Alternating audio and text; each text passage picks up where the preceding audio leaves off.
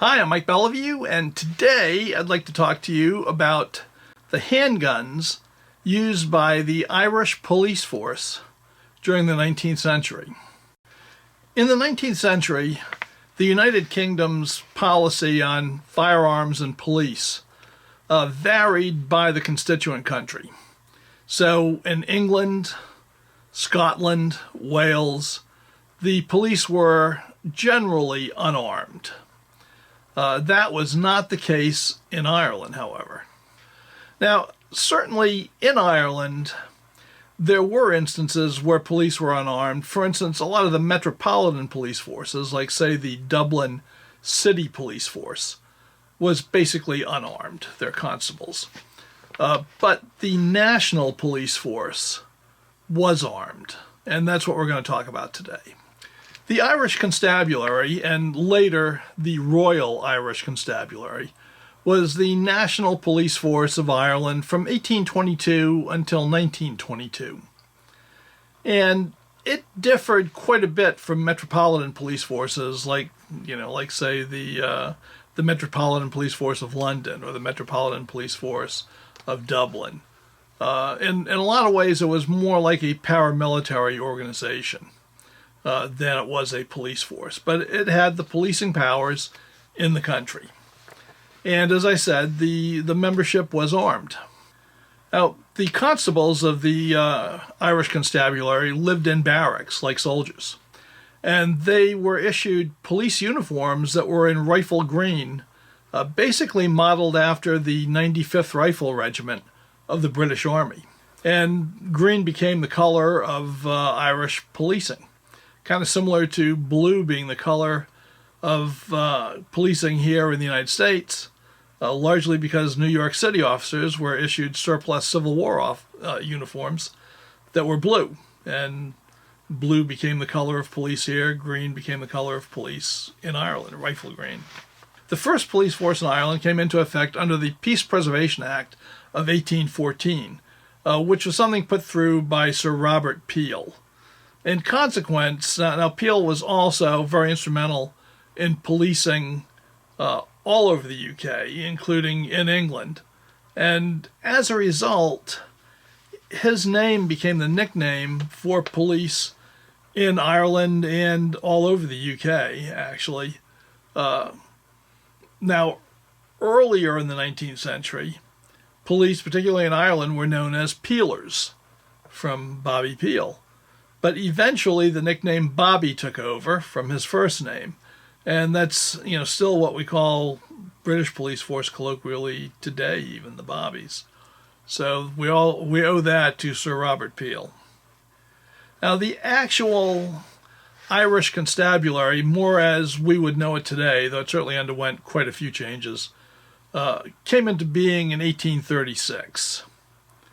So you can say that's the start of the more modern era of the Irish Constabulary, even though, as I said, it went through a lot of changes. It was originally barony-based. How about that, right? Barony, as in barons. And eventually became county-based, and eventually went away after the independence. Now, for their role in suppressing the Fenian Uprising in 1867, the Irish Constabulary was awarded the new name of Royal Irish Constabulary, which is the way we generally think of them when we think of the Irish Constabulary, the RIC. So they got that in 1867 because of their work putting down the Fenian Uprising. I'm sure that does not make them tremendously popular with a lot of Irish people today. And not that I want to get into politics during this. This is a gun video. And I know a lot of people, even though we're talking 150 years, are still going to have strong feelings about this. It's amazing. It's the same thing with the United States Civil War. Feelings can be just as strong now as they were in 1867, depending on what side of the truncheon you were on. So I understand that. I would just ask you, don't vent those politics in the comments today. We just want to talk about the guns. I understand how people feel, but Let's just let that ride for a moment. Now, unlike the police in England, the Irish Constabulary was armed with carbines, shotguns, and revolvers. Though in the early days, particularly, the main weapon for the Irish Constabulary was a carbine. Originally a flintlock carbine, and then a percussion lock carbine. And that was their weapon for quite a while. In fact, the first handgun that was issued to them was only issued to specific undercover forces. And we're going to talk about that next. Now, in 1848, the Royal Irish Constabulary ordered 500 muzzle-loading percussion lock pistols. These were box-lock pistols. And they were ordered specifically for their plainclothes undercover operatives. These guys were known as disposable men, which is not a moniker I would want to be carrying around. It does not bode well for your longevity on this world, I would say. But at any rate, that was their word for them, and those guys were their plainclothes guys that had to go in and take care of major trouble, and they were armed with these single-shot pistols. And for 20 years, that was basically the official handgun of the Irish Constabulary. In 1868, there was a big change. Obviously, revolvers had been around for quite a while by then. Let's face it, Colt put his first one out in 1836. And his successful ones were all out by the late 1840s, the navies and the dragoons and the pocket pistols. So these single-shot pistols were quite a bit behind the times. And the RIC, the Royal Irish Constabulary, decided to have Webley build a pistol for them, a revolver, which they did. It was known as the Royal Irish Constabulary model. And it became one of the best sellers that Webley had for quite a while. In fact, they sold it, I think, until 1914, even though by then it was well obsolete. It was still selling out of their catalog. And it became quite famous all over the world. It spawned a lot of copies. So the first model RIC revolver was a solid frame, 4-inch barreled gun that was both double action and single action. And being a solid frame gun, it also had a fixed cylinder. So it didn't make use of the swing-out cylinders that were going to come later that Colt pioneered. It didn't have the brake tops that Webley would be famous for later. Solid cylinder gun, the base pin stayed in place all the time. You didn't remove the cylinder. So it loaded through a loading gate on the right side of the barrel, one at a time, and ejected one at a time. And I'm going to show you exactly how that operated. Now, when I say these were double action, single action guns, what I mean is there were two ways to fire it.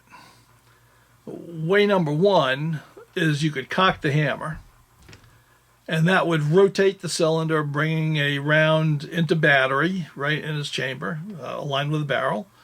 The hammer would be cocked, and the trigger would pull for a very light pull, giving you a good accurate shot. Or you could simply pull the trigger back with a long pull, and that would itself actuate the hand to revolve the cylinder, bring a fresh round into the chamber. It would move the hammer back and then break the sear and allow the hammer to drop, setting it off, all in one pull of the trigger. And that is double action, of course. And it could work either way. And that's exactly what people wanted at the 1860s in a modern type revolver. And here in America, we stuck with single action revolvers much longer than, say, most of the world did, where double action, single action was much more the thing. So the RIC was a double action, single action, but it had a slow loading and unloading sequence. I'm going to show you exactly how that worked. Well, I apologize for not having a Webley Royal Irish Constabulary revolver in my collection to show you. However, I do have a Webley British Bulldog revolver.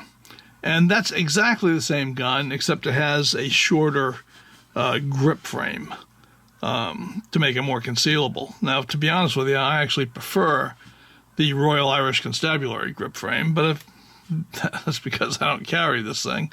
It makes it nicer for shooting. But for concealing, this was it. But this is the same gun. So basically, it is a solid framed gun, right? The cylinder stays in place all the time. It's got a solid top strap, no swing out, no break top, no nothing. And the way it loads is very similar to a Colt single action Army. A loading gate opens up and cartridges go in one at a time, right? Just like that. And the way it unloads is a little bit different because the ejection rod actually lives inside of the hollow base pin. So you pull it out. You notice the cylinder stays in place. This is not the base pin.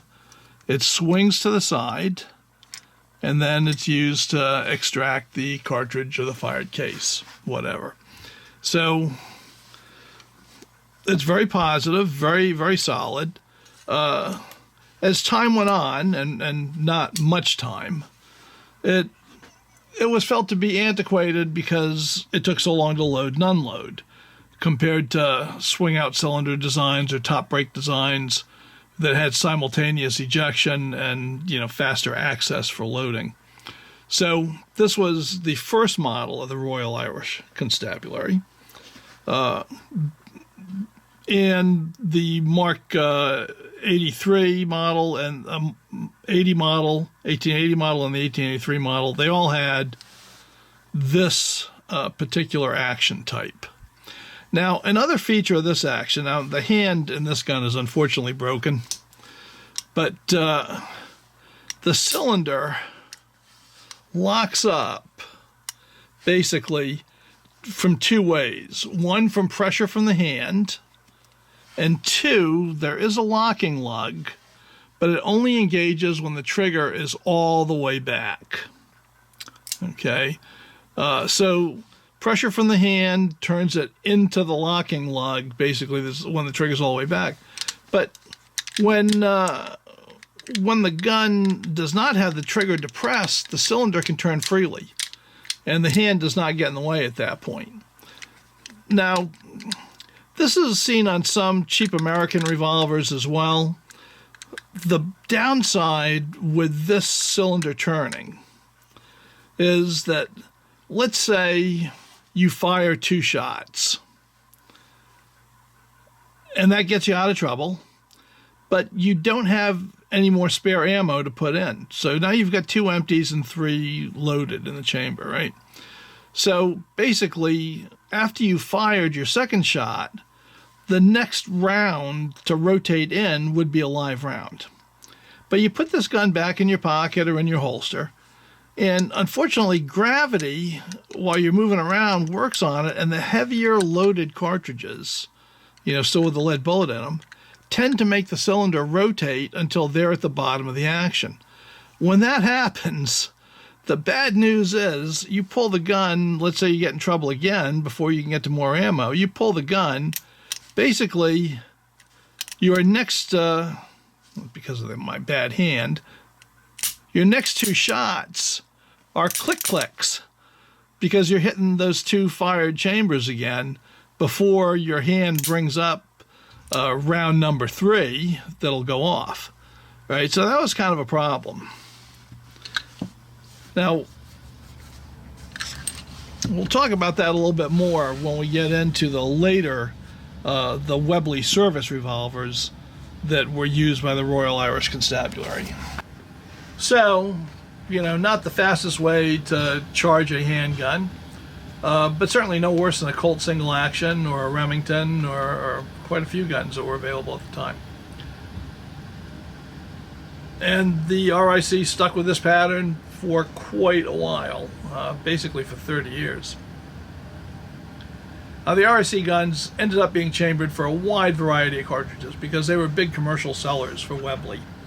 The service cartridge for the RIC itself was a .442 cartridge, but it was available in cartridges ranging from 410 to 476 Ely on the civilian market, and quite popular in a number of them. 450 Adams, it was available in quite a few chamberings. Now, among famous owners of the RIC revolvers, besides the Constabulary, we'd be remiss if I didn't mention, as an American, George Armstrong Custer. Lord Berkeley Paget gifted Custer with a pair of RIC revolvers in 1868. And the belief is that these were the guns that he was carrying at his last stand, the Battle of the Little Bighorn. Now, nobody is sure of that because the guns were not recovered from the battlefield. And I mean, truth to tell, Custer owned a lot of guns. And he may well have, in the 10 intervening years, decided to use different guns than these, but there's a strong belief that these Royal Irish Constabulary guns are the guns that he had at Little Bighorn, and it may well be. Now, only 1,000 Royal Irish Constabulary revolvers, first models, were issued to the Royal Irish Constables. However, many police forces across the British Empire adopted the Royal Irish Constabulary revolver as their service pistol. And therefore, Webley sold many thousands of these to police and paramilitary organizations in the Empire, not to mention all the civilian sales, of which there were quite a few. So this became one of the bases of Webley's success as a firearms company. Now, Webley's Royal Irish Constabulary revolver underwent 2 model changes during its tenure with the force. The first was the model 1880, usually called the M/80. And a distinguishing feature of that gun is its shorter barrel. Instead of having a 4-inch barrel, it has a 2.5-inch barrel. And I believe either this or the other one I'm going to mention, the 83, which looks exactly the same, is the gun that Sherlock Holmes' buddy, Dr. Watson, carried in his pocket during their adventures. Now, you saw my English Bulldog revolver. The M1880 and the M1883 RIC revolvers look exactly the same, except they have a longer grip to give them better control. The 1883's main difference from the model 1880 is that it is the first Webley revolver with a fluted cylinder. So that is the immediate distinguishing characteristic between the model 1880 RIC revolver and the model 1883 RIC revolver.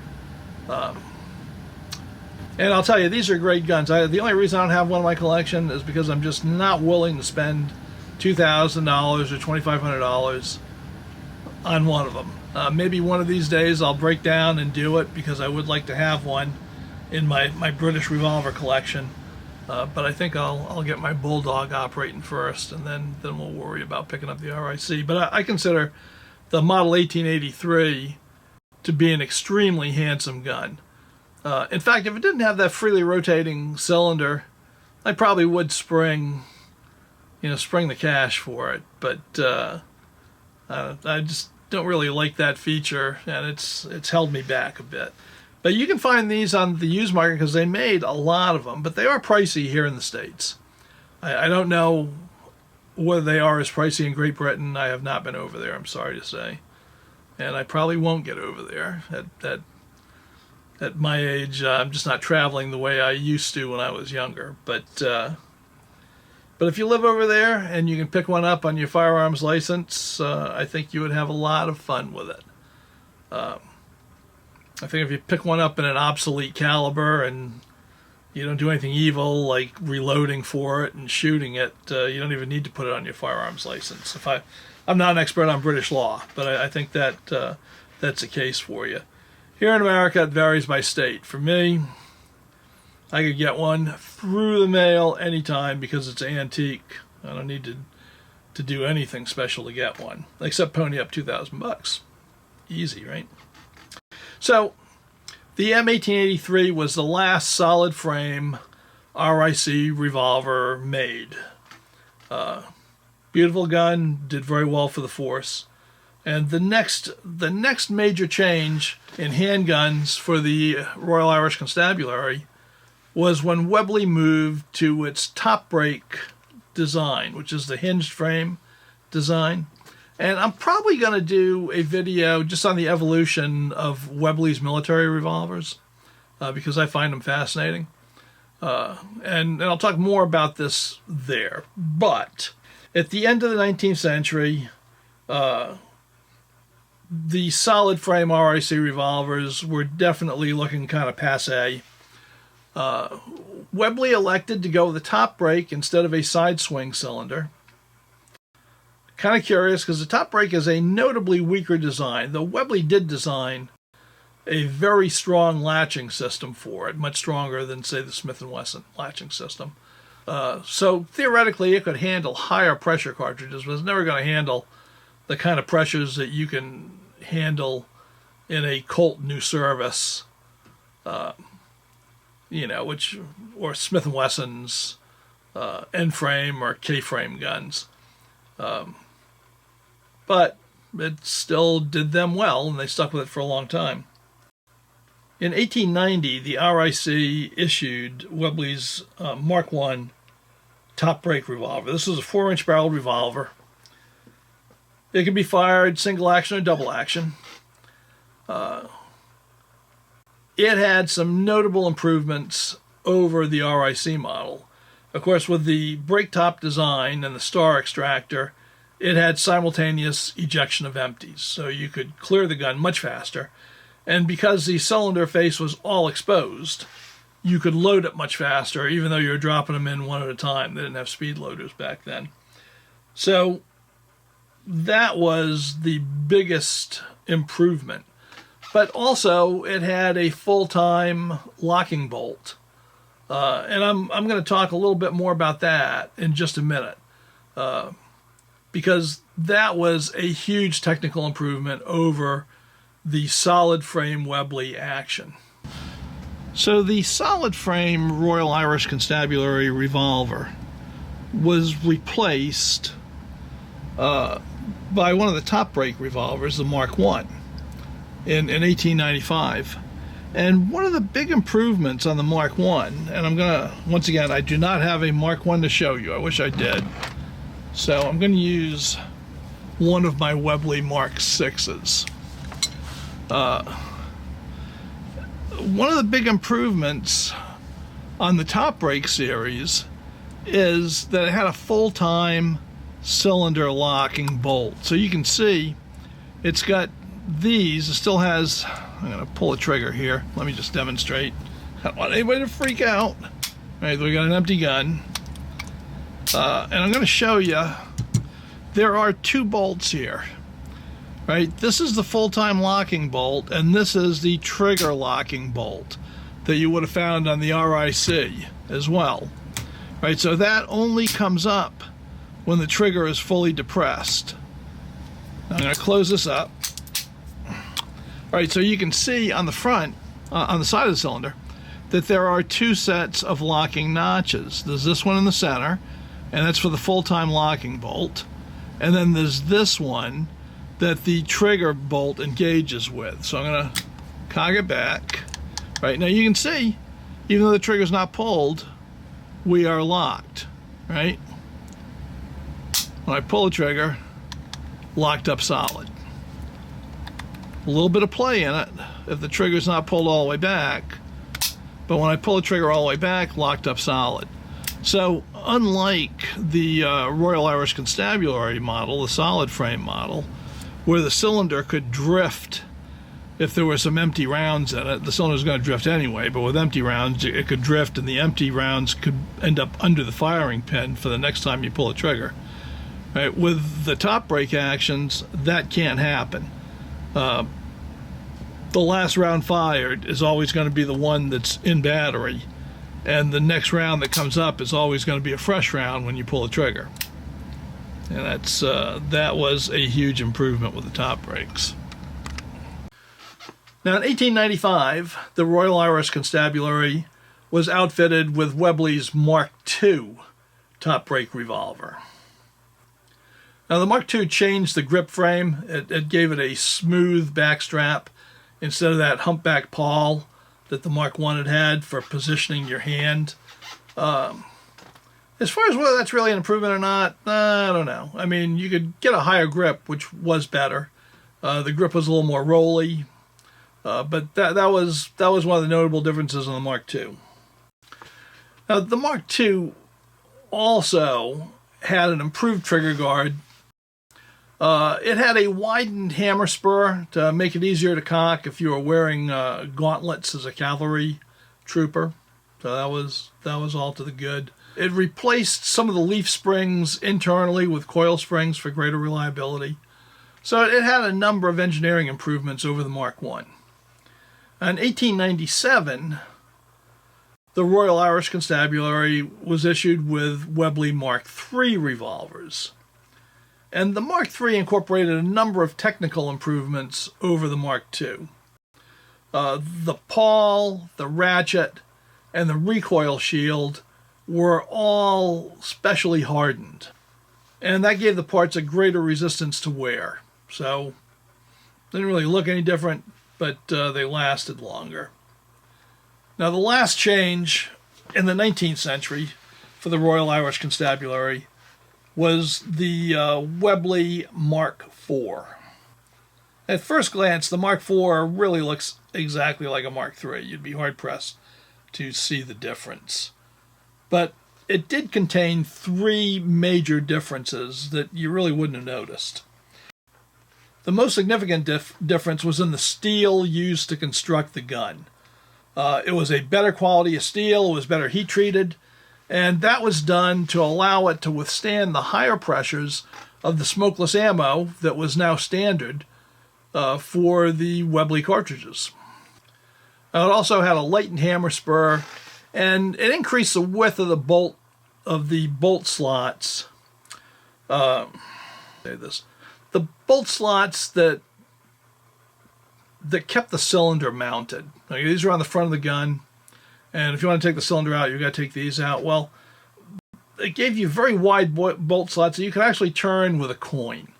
So if you were in the field, you didn't need to have a gunsmith screwdriver handy to be able to get your cylinder out, either for a repair or for a really good cleaning. So none of these changes are really highly noticeable vis-a-vis the Mark III, but they make a big difference. I mean, the Mark IV is the first Webley that you can really say is safe to shoot with smokeless ammunition. I know people shoot the earlier ones with it because Webleys were not loaded to super high pressures anyway, but you're really much better off shooting black powder in those guns. But if you have a Mark IV, you can shoot smokeless ammo in it, and it should be proof for it. So, you know, that is probably the best thing it had going for it. Now, this was the last handgun issued to the Royal Constabulary in the 19th century.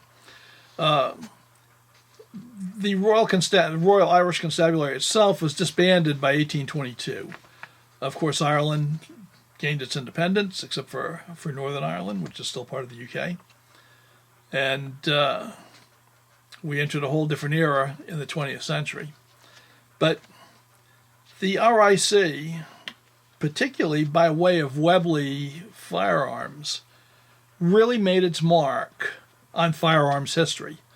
And that's one of the reasons why I find it so fascinating. So I hope you enjoyed this. As I've been doing lately, I'm going to put the reference works I used in the details write-up of the video, you know, underneath the video here. So you can see I didn't just make this up. Sources for guns used by the RIC are really thin on the ground. It was not easy to find definitive information on it. So there's not going to be a lot of books. There's going to be 3 of them listed. 2 of them are Webley books. They're quite good for the firearm stuff. The other one is basically a history of the RIC, and it's almost terrible for the firearms aspects of it. But it does give you a very detailed history of the Royal Irish Constabulary and then previously the Irish Constabulary. So those of you who want to know more of the solid history of the organization, you probably want to read that. In the meantime, as I said, I'm going to try to get a Webley video going.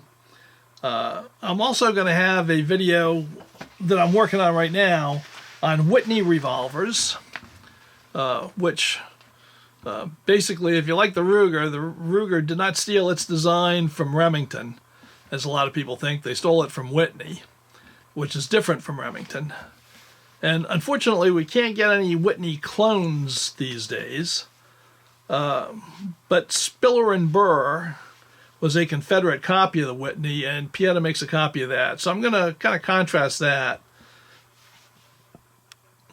show you how you can make it a little more Whitney-esque. So that'll be coming up, over the course of the next month or two. I'm not going to be as fast with these as I used to be, unfortunately, because I'm still doing a lot of recovery work. But hopefully I'll do a little shooting with those, which you didn't get to see in this video.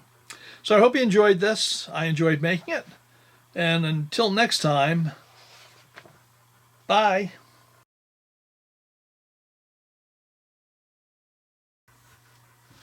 Well, anybody who watches this to the bitter end, you might have been wondering what's going on in my workshop, since you got to see my messy workbench when I was demonstrating the Webley Bull Dog.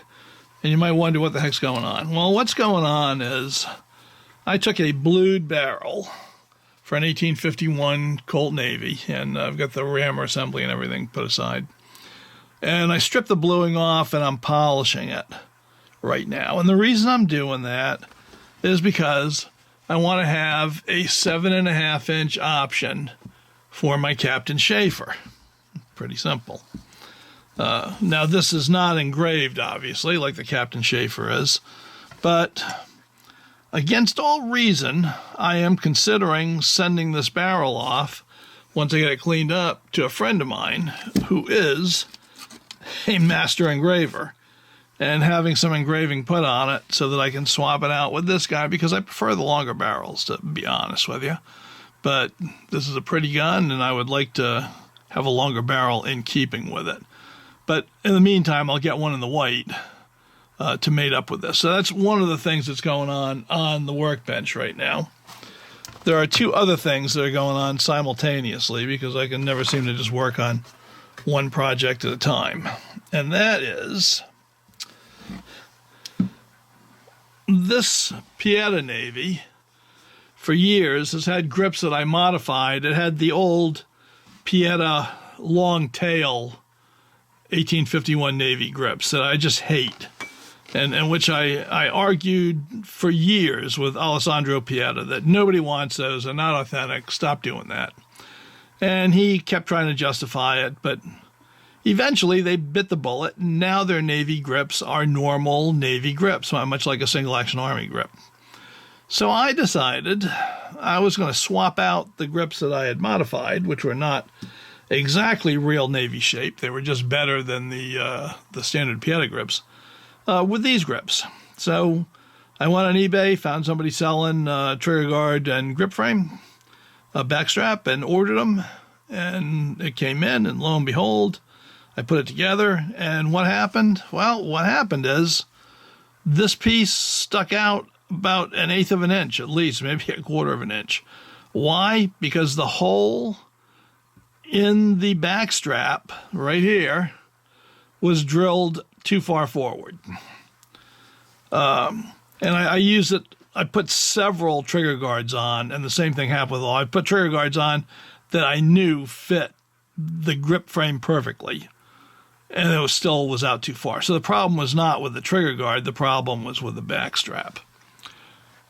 Now, I probably could have returned it to the guy who sold it to me. And by the way, I would like to say that this is an uncommon situation, but it's really not that uncommon with spare parts. Now, I used to run into this a lot with Army San Marco parts, especially at the end when Angelo was trying to pay for his divorce, and He was up to his nose in financial problems, and anything they made, no matter how bad it was, he was pushing out the door. Generally, I don't see it on Piettas, and certainly they fix all that stuff before it gets onto a finished gun. But, you know, spare Pietta parts, I don't always go together as well as I would like them to. I've not had that problem with a Birdie, though I suppose it could happen sometime. But it does happen with Piettas. So I could have sent it back. I could have complained about it. I could have had him send me another one that might have been, you know, a different problem.